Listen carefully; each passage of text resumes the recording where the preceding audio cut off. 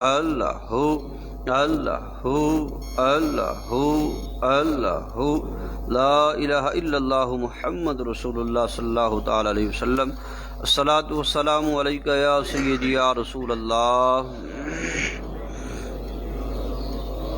الصلاۃ والسلام علیک یا سیدی یا حبیب اللہ،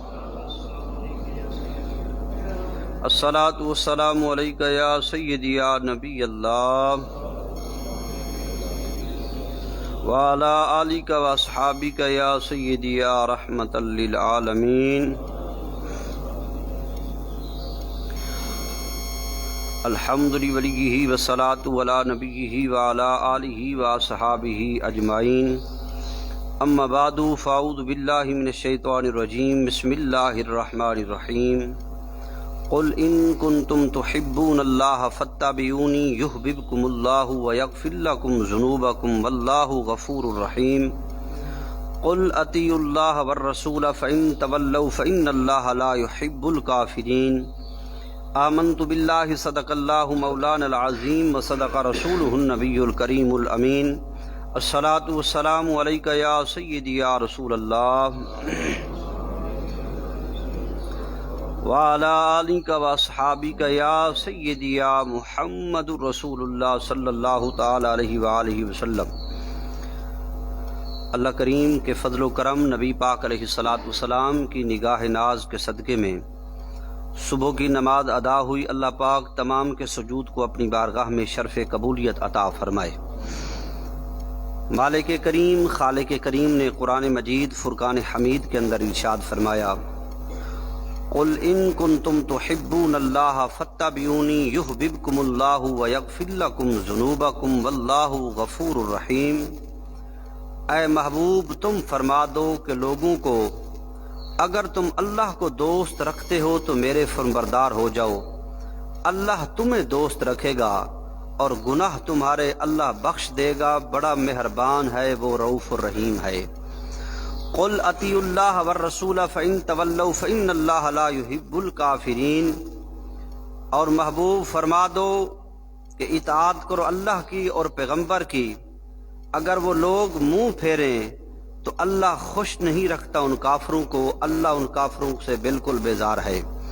قرآن مجید فرقان حمید کی اس آیات بینات کا شان نزول یہ ہے کہ نبی پاک علیہ السلام ایک دفعہ قریش مکہ کے راستے سے گزر رہے تھے تو دیکھا کہ ایک جماعت بتوں کی پوجا کر رہی ہے، بتوں کو سنوار رہی ہے، ان کو بنا رہی ہے۔ تو آقا کریم علیہ السلام نے ان سے کہا کہ لوگو، تم دین ابراہیم علیہ السلام کی مخالفت کرتے ہو اور اپنے آباء و اجداد کا دین بھول چکے ہو، تم ان بتوں کو سجدہ کرتے ہو، تم ان بتوں سے کیا ملتا ہے؟ تو وہ کہنے لگے کہ اے محبوب، ہم اس وجہ سے ان بتوں کو سجدہ کرتے ہیں کہ ہم خدا کے دوست بن جائیں، کیا خدا ہمیں اپنا دوست بنا لے، اس وجہ سے ہم بتوں کو سجدہ کرتے ہیں۔ تو اللہ کریم نے قرآن کی آیت نازل فرمایا کہ قل ان کنتم تحبون اللہ، محبوب فرما دیجئے، قل کا خطاب میرے محبوب کی ذات ہے، محبوب فرما دیجئے ان لوگوں کو، ابھی تم اللہ کو دوست رکھنے کے لیے بتوں کی پوجا کر رہے ہو، ان کو اپنا خدا مان رہے ہو، ان کے آگے سجدے کر رہے ہو، تو محبوب ان سے فرما دیجئے تم لاکھ بار بتوں کو سجدے کرو، لاکھ بار ان کی پوجا کرو، لاکھ کروڑ دفعہ خدا کی الوہیت توحید کا اعلان کرو، محبوب ابھی تو یہ مجھے دوست بنانے کے لیے بڑی کوشش کر رہے ہیں، بتوں کی پوجا کر رہے ہیں۔ میرے محبوب ان سے فرما دو، جب یہ لوگ تمہاری تابع داری کریں گے، تمہارے فرمانبردار بن جائیں گے، اس وقت میں خود خدا ان کو دوست بھی رکھوں گا، ان کے گناہوں کو بھی معاف فرما دوں گا۔ فرمایا تو معلوم ہوا کہ کی محمد سے وفا تو نے تو ہم تیرے ہیں، یہ جہاں چیز کیا ہے کہ لوح و قلم بھی تیرے ہیں۔ جن لوگوں نے میرے محبوب علیہ السلام کی تابع داری اور اطاعت کی ہے، تابع داری میں بھی فرق ہے، اطاعت میں بھی فرق ہے۔ اطاعت تین قسم کی ہوتی ہے۔ ایک اطاعت ہوتی ہے کسی کے ساتھ صرف لالچ کی، کہ مجھے اس سے دعا سلام صرف اس لیے رکھنی ہے کہ میرا سرائے دعا سلام لالچ ہے، اس سے اپنا مطلب لینا ہے، یہ ہے اس سے ایک اطاعت دعا سلام رکھنا۔ دوسری دعا سلام ہے کہ یہ بڑا آدمی ہے، اس کے ڈر کی وجہ سے اسے دعا سلام رکھنی کہ یہ بڑا آدمی ہے میرے پہ ظلم کرے گا، اس وجہ سے اسے دعا سلام رکھنی۔ مگر تیسری جو خاص بات ہے، نہ اسے کوئی خوف ہو، نہ ڈر ہو، نہ لالچ ہو، بلکہ خدا کی رضا کے لیے جب اطاعت یا تابعداری کی جاتی ہے، خدا کی قسم ہے پھر بندہ جھکتا بعد میں ہے، رب سجدوں کو پہلے قبول فرما لیتا ہے۔ جن صحابہ کرام نے میرے مصطفیٰ کی اطاعت کی ہے، ایک دفعہ کریم آقا علیہ السلام نے صحابہ سے فرمایا، اے میرے صحابہ بیٹھ جاؤ۔ مجلس مسجد نبی شریف کے اندر حضور نے فرمایا کہ بیٹھ جاؤ۔ تمام صحابہ کرام بیٹھ گئے تو میرے مصطفیٰ کریم جب مسجد سے باہر نکلے تو دیکھا کہ ایک بندہ بکریوں کے ریوڑ میں بیٹھا ہے، بکریوں کے ریوڑ میں بیٹھا ہے۔ حضور نے فرمایا تو یہاں کیوں بیٹھا ہے؟ اس نے کہا کہ یا رسول اللہ، میں جب آپ نے آواز دی تھی کہ بیٹھ جاؤ، اس وقت میں یہاں ریوڑ میں تھا، بکریوں کے اجڑ میں تھا۔ آقا جب جیسے ہی آپ کی آواز پہنچی ہے آقا میں نے وہیں رک گیا ہوں، وہیں بیٹھ گیا ہوں، بس آپ کا حکم میری سر آنکھوں پر ہے۔ فرمایا معلوم ہوا ہماری جو عزتیں ہیں مصطفیٰ کے غلاموں، ہمارا جو مقام ہے معاشرے کے اندر، جو ہمارا جو کچھ عزت ہے وہ مصطفیٰ کریم کی غلامی کے صدقے میں ہے، مصطفیٰ کے کلمے کے صدقے میں ہے۔ اگر مصطفیٰ کا کلمے ہمارے پلے میں نہ ہو، حضور کی غلامی ہمارے پلے میں نہ ہو، تو ہم کسی کام کے نہیں ہے۔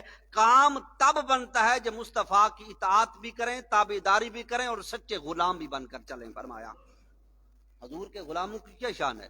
حضرت عمر بن خطاب رضی اللہ تعالیٰ عنہ ہر روز رات کو مدینے کی گلیوں میں لوگوں کا حال حوال پوچھتے تھے، غریبوں کا حال حوال جا کے پوچھتے، ان کی خیریت دریافت کرتے۔ تو ایک رات میں 2 گلیاں باقی رہ گئی تھی کہ جن کا حوال نہیں سی پوچھا۔ واپس لوٹے، صبح کی نماز پڑھی، نماز پڑھتے ہی اور برقع اوڑا، نقاب اوڑھ کے نکل گئے ان 2 گلیوں کا پتہ کرنے کے لیے۔ جب گئے تو دیکھا کہ ایک بوڑھی عورت چھپرے کے نیچے بیٹھی ہوئی ہے اور بالکل افلاسی کے عالم کے اندر ہے۔ آپ نے فرمایا کہ بی بی میں اندر آ سکتا ہوں؟ انہیں فرمایا کہ چل بھاگ جاؤ، تو اندر نہیں آ سکتا، تو کون ہوتا ہے اندر آنے والا؟ آپ نے فرمایا کہ بی بی مہربانی کرو مجھے اپنے قریب آنے دو، اندر آنے دو۔ اس نے اجازت دی کہ آ جاؤ۔ جب فاروق اعظم اندر گئے تو فرمایا کہ بی بی کیسے پریشان ہو؟ اس نے کہا کہ میرا بیٹا بھی شہید ہو گیا ہے، میرا خامند بھی شہید ہو گیا ہے، مگر اب میرے 3 دن سے گھر کے اندر بھوک پیاس افلاس ہے اور 25 روپے کی 25 دینار کی میں مقروض ہو گئی ہوں، اور اللہ کرے کہ اس فاروق اعظم کی حکومت ختم ہو جائے کہ جو غریبوں کا خیال بھی نہیں رکھتا۔ اس نے کہا کہ فاروق اعظم کو تو تیرے حال کا پتہ بھی نہیں ہے کہ تو کس حال میں ہے۔ اس نے کہا پھر حکومت کیا کرتا ہے؟ جس کو اپنی رعیت کا پتہ نہیں ہے، جس کو اپنے غریبوں کا پتہ نہیں ہے، جو اب میرے محلے میں کتنے غریب رہتے ہیں، اس کے حکومت کرنے کا کیا فائدہ ہے؟ آپ نے فرمایا بی بی اسے معاف کر دو۔ اس نے کہا نہیں، مجھے کبھی معاف نہیں کروں گی۔ فرمایا کہ میرا پھل پک چکا ہے، بس میں دنیا سے جانے والی ہوں، جب قبر میں جاؤں گی تو فاروق اعظم کی جا کر محمد مصطفیٰ سے شکایت کروں گی کہ آقا آپ کا غلام کے حکومت ہے اور غریب بھوک مر رہے ہیں، ان کا پتہ نہیں کرتا، کس لیے یہ حاکم بن کے بیٹھا ہے۔ فاروق اعظم نے کہا بی بی معاف کر دو۔ آپ گئے، جا کر اس کے لیے آٹا بھی لے آئے، 25 دینار بھی لے آئے، آٹا گوندھ کر روٹیاں پکا کر اسے دیں اور کہنے لگے کہ بی بی اب تو فاروق اعظم کو معاف کر دو۔ اس نے کہا کہ نہیں معاف نہیں کرتی۔ آپ نے فرمایا خدا کے لیے اسے معاف کر دو۔ اتنی بات کی تو اس نے کہا کہ مجھے لگتا ہے کسی اچھی ماں کا بیٹا ہے تو، تیری وجہ سے میں فاروق اعظم کو معاف کر رہی ہوں۔ تو آپ نے فرمایا کہ ایسا کرو بی بی پرچی پر لکھ کے دے دو، اپنے سین بھی کر کے دے دو، تاکہ جب میں قبر میں جاؤں تو اپنے کفر میں رکھ کے مروں کہ محمد کی بارگاہ میں سرخرو ہو گیا ہوں۔ فرمایا کہ مجھے لکھ کے دو۔ ابھی یہ بات ہو رہی تھی تو حضرت مولا علی پاک اور حضرت طلحہ بن زبیر رضی اللہ تعالیٰ عنہ تشریف لائے۔ انہوں نے کہا فاروق اعظم ہم تمہیں شہر میں ڈھونڈ رہے تھے اور تم یہاں ان بازاروں میں گلیوں میں دیہات میں آ چکے ہو، کیا وجہ ہے؟ تو اس وقت اس بوڑھی کی آنکھ کھل گئی کہ یہ فاروق اعظم ہے جن کے بارے میں شکایت کر رہی تھی۔ اٹھ کے کھڑی ہوگی، اس نے کہا فاروق اعظم مجھ سے غلطی ہوگی۔ آپ نے فرمایا بی بی اب اس بات پر قائم رہنا ہے، اب بات سے پھرنا نہیں، بلکہ لکھ کے دو مجھے اور سائن کر کے دو۔ اس نے کہا میں تو لکھ بھی نہیں سکتی۔ آپ نے فرمایا لکھ میں دیتا ہوں، انگوٹھا تو لگا کر دے دے۔ جب لکھ دیا، انگوٹھا لگا کے دے دیا، تو مولا علی سے فرمانے لگے فاروق اعظم کہ مولا علی پاک تو میرا دوست بھی ہے، یار بھی ہے، اور میری صبح و شام کے حال احوال کا واقف بھی ہے، اور یہ لے یہ پرچی ہے، جب میں مروں تو میرے کفن میں رکھ دینا، محمد کی بارگاہ میں شرمشار نہ ہوں، جب بھی حضور کی بارگاہ میں جاؤں تو سرخ رو ہو کے حضور کی خدمت میں حاضر ہوں۔ فرمایا میرے مصطفیٰ کے غلاموں، خدا کی قسم ہے جن لوگوں نے میرے مصطفیٰ کی اطاعت کی ہے، آقا کریم علیہ السلام کی تابعداری کی ہے، مصطفیٰ کریم کی اسوائے حسنہ پہ چلے ہیں۔ حضور کی سیرت تو یہ تھی کہ ایک بندہ مسجد میں آیا، پیشاب کر رہا تھا، مسجد میں نبوی آ کر جہاں ایک نماز پڑھے تو 50,000 نماز کا ثواب ہے، وہ بندہ ایک دور سے دیاتی آدمی آیا، اسے پتہ نہیں ہے مسجد کے آداب کیا ہیں، حضور کا اخلاق دیکھیے، وہ بندہ آیا مسجد میں بیٹھ کر پیشاب کرنے لگ گیا۔